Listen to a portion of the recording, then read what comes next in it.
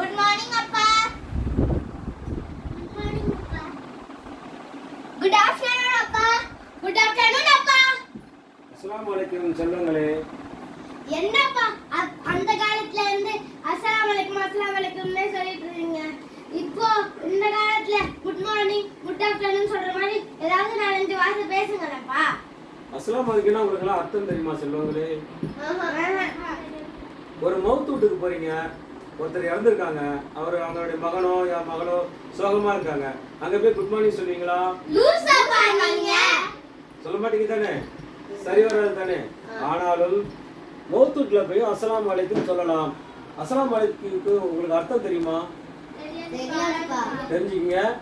ஒருத்தரை பார்த்து, அதாவது உங்கள் மீது அல்லாஹ்வின் சாந்தியும் சமாதானமும் உண்டாகட்டுமாக என்ற ஒரு வார்த்தை தான் இந்த அஸ்ஸலாமு அலைக்கும். அப்ப இனிமே என்ன சொல்வீங்க நீங்க எல்லாரும்?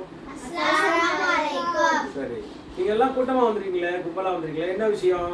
அப்பா இவ எக்ஸாம்ல 88 மார்க் எடுத்திருக்கா. நல்ல மார்க் தானே?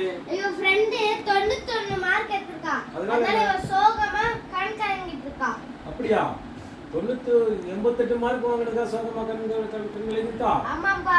சரி, நான் உங்ககிட்ட ஒரு சில விஷயங்களை நான் கேட்கணும். ஒரு கேள்வி, அதுக்கு ஒரு பதில் மாதிரி கேட்குறீங்களா? அப்பா முன்ன பல பிள்ளைங்களை தான் எழுதி வச்சேன். இப்போ நான் கேட்குறேன், கேளுங்க. இப்போ இன்பம்னா அதுக்கு எதிர்மறை என்ன? பசினா பட்னி வராதுப்பா. நிறைவு. இனிப்பு கசப்பு. சிரிப்பு அழுகை. இருள் வெளிச்சம். ஓசை நிசப்தம். சுத்தம் அசுத்தம். வேகம் மெதுவாக.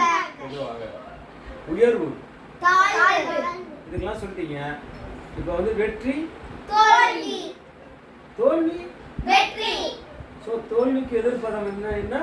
வெற்றி. வெற்றி. ஆனா மாணவ செல்வங்களே, நீங்கெல்லாம் தோத்த உடனே ஒரு 8 மார்க்கு 4 மார்க்கு கம்மியான உடனே நீங்க அழுதுட்டு சோகமாகி கண்கலங்கி நீங்க நிராசையா இருக்கிறீங்க. ஆனா தோல்விக்கு எதிர்ப்புறம் என்ன?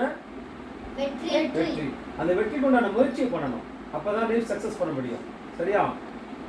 வெற்றியை நோக்கி நீங்க பயணிக்கணும். வெற்றிக்கு உண்டான முயற்சிகள் பண்ணணும். இதுதான் உங்க லைஃப்ல இருக்குமே தவிர அழுகையும் சோகமும் இருக்கவே கூடாது. ஓகே? சரி, கிளம்புங்க. அஸ்ஸலாமு அலைக்கும்.